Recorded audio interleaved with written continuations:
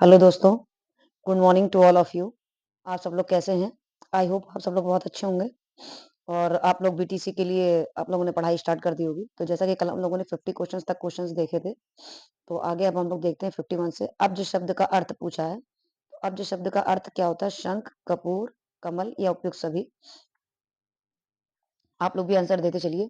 तो इसका जो आंसर होगा, शंख भी होता है, कपूर भी होता है, कमल भी होता है और ये आंसर क्या होगा? दा। ठीक है। का से लेके माँ तक के व्यंजन क्या कहलाते हैं?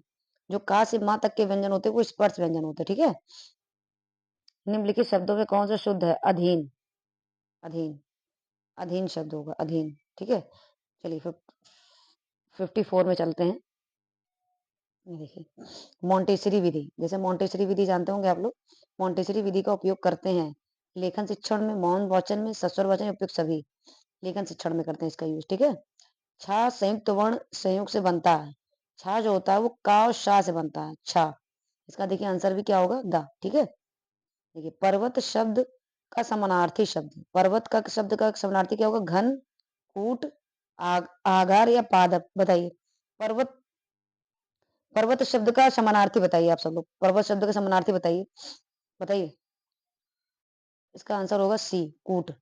ठीक है। समानार्थी मतलब आप लोग, जैसे मैंने इसके पिछले वाले वीडियो में बताया था कि समानार्थी मतलब होता है पर्यायवाची। ठीक है ना। इसका पर्यायवाची ही पूछा गया आपसे, तो इसका आंसर क्या होगा? कूट। विरोध शब्द का विलोम। विरोध मतलब क्या होता है? विरोध करना, तो यानी समर्थन होगा इसका आंसर तो। ठीक है। इसका आंसर क्या होगा? समर्थन हो जाएगा। आप बताइए 58 वाले में चलिए। शा, सा और हा व्यंजन बताइए, उसमें व्यंजन कहलाते हैं। ठीक है। इनको उसमें व्यंजन कहते हैं। संयुक्त व्यंजन क्या होते हैं? छा, त्रा, ज्ञा। ठीक है। अंतस्थ में या, रा, ला, द्विगु, डा और ड़ा। ठीक है। अहि शब्द का अर्थ क्या होता है? अहि मतलब होता है सर्प। ये इसका अर्थ क्या होगा? सर्प। स्थावर का विलोम क्या होगा? स्थावर का क्या होगा? जंगम। ठीक है। आप बताइए इसमें शुद्ध शब्द क्या होगा? 61 में देखिए, इसका शुद्ध शब्द बताइए आप लोग। इसका शुद्ध शब्द बताइए क्या होगा? बताइए। निम्नलिखित में शुद्ध शब्द पूछ रहा, कुमुदनी। भाषा संसार का नादमय चित्र। ये कथन किसका है? बताइए। इसकी ये कथन किसका है? सुमित्रा नंदन पंत जी का है। ठीक है। इसका आंसर क्या होगा? सुमित्रा नंदन पंत। देवनागरी लिपि की विशेषता से संबंधित नहीं है। जो बोला जाता है वही लिखा जाता है। एक वर्ण में दूसरे वर्ण का भ्रम नहीं नहीं होता है। शिरो रेखा का प्रयोग अनावश्यक, केवल अलंकरण के लिए एक वर्ण संकेत से अनिवार्यता एक ही ध्वनि अव्यक्त होती है। ठीक है। चलिए, इसका आंसर क्या हो जाएगा? सा। आंसर क्या होगा? सा। ठीक है। भाषा की सबसे छोटी इकाई। भाषा की सबसे छोटी इकाई क्या होती है? व्यंजन, स्वर, शब्द या वर्ण। बताइए। भाषा की सबसे छोटी इकाई वर्ण होती है। क्या होगी? वर्ण। इसका आंसर क्या आएगा? वर्ण। ठीक है। इसका आंसर वर्ण होगा। ठीक है। चलिए, अब हम लोग आते हैं 65 में। चलिए देखिए, वर्णमाला का आशय है। वर्णमाला क्या? वर्णों के व्यवस्थित समूह को हम लोग क्या कहते हैं? वर्णमाला कहते हैं। वर्णों के व्यवस्थित समूह को क्या कहते हैं? वर्णमाला। हिंदी भाषा में मूलतः वर्णों की संख्या कितनी होती है? हिंदी वर्णमाला में मूलतः वर्ण 52 होते हैं। आयोगवाह किसे कहते हैं? जो ये विसर्ग होते हैं उनको आयोगवाह कहा जाता है। डा औड़ा, जैसे मैंने इसके पहले बताया था, उच्चित व्यंजन होते हैं। लेकिन उच्चित कैसे होंगे? जो डा के नीचे बिंदी लगी होती है, ये उच्चित वर्ण होते हैं। ठीक है। शाह का उच्चारण स्थल बताइए। शाह का, शाह जो होता है ये तालु से बोला जाता है। आनंद का विलोम क्या होता है? आनंद का विषाद हो जाता है। शुद्ध वर्तनी बताइए इसमें से। शुद्ध वर्तनी क्या हो जाएगी? श्रृंगार। श्रृंगार देखिए कैसे लिखा हुआ, श्रा फिर नीचे इसमें रहा। ये श्रृंगार गलत है, ये भी गलत है, ये भी गलत है। ये होगा। ठीक है। द्विज शब्द का अर्थ बताइए। द्विज मतलब होता है दांत भी होता है, ब्राह्मण भी होता है, पक्षी भी होता है। इसका आंसर क्या होगा? दा। कबीर के सूफी गुरु कौन थे? बताइए। कबीर के सूफी गुरु कौन थे? शेख अतकी थे।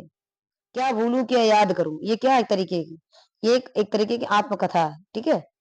मुंशी प्रेमचंद्र। मुंशी प्रेमचंद्र। बताइए। मुंशी प्रेमचंद्र की वह रचना जो अधूरी रह गई, तो क्या है? मंगलसूत्र। ठीक है। घड़ी साज शब्द, घड़ी और साज यानी ये संकर शब्द से बने हैं। आंसर क्या होगा? बा। ठीक है। अब हम लोग कितने 76 में पहुंच गए। देखिए 77 देखिए, रसाल। रसाल पर्यायवाची शब्द है। कोयल का, आम का, पान का या सगा भाई का। बताइए। रसाल मतलब होता है आम। जिसका जन्म पहले हुआ हो उसको क्या कहते हैं? अग्रज। इसको क्या कहते हैं? अग्रज। आंख का अंधा नाम नयन सुख, यानी गुण के विरुद्ध नाम का होना। ठीक है। अचरज। अचरज शब्द का तत्सम रूप होता है आश्चर्य, आश्चर्य। तपस्वी का तपसी, तपसी होता है तपसी। सूरदास की रचना, सूरदास की रचना क्या होती है?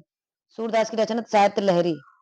प्राथमिक स्तर पर बच्चों में भाषा का विकास किया जाना, प्राथमिक स्तर में बच्चों का विकास वर्णमाला के द्वारा होता है। रात्रि का पर्याय क्या होता है? रात्रि का विभावरी। विमुख का विपरार्थक क्या होता है? विमुख का सम्मुख होता है। विमुख का सॉरी विमुख का विपरार्थक होता है उन्मुख। ठीक है, उन्मुख। देखिए मैंने अभी बता दिया था ना, विमुख का जो विपरार्थक होता है उन्मुख ही होता है। ठीक है। आंखें खुलना मुहावरे। आंखें खुलना मतलब होता है समय पर जागना। नहीं, आई थिंक होश में आना, सॉरी होश में आना। आंखें खुलना यानी होश में आना। अत्यधिक शब्द में प्रयुक्त होता है। कौन सा? अति। उपसर्ग मतलब होता है शब्द के आगे जो लगता है। ठीक है। चलिए, आप लोग भी रिवीजन करते हुए चलिएगा। ठीक है। चलिए, 88 देखिए। मानक हिंदी का मूल आधार कौन सी बोली है?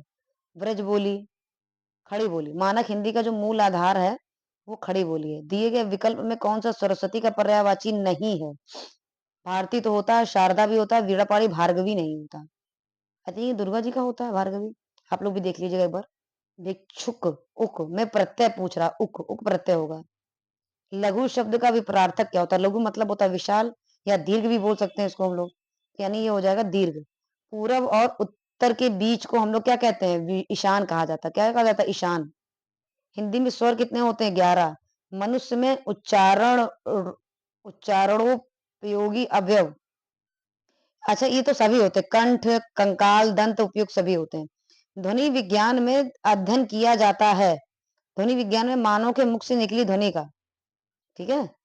चलिए, ओष्ठ आकृति के आधार पर स्वर कितने होते हैं? 2 होते हैं, वृत्ताकार और अवृत्ताकार। देखिए इसका आंसर क्या हो जाएगा? सा।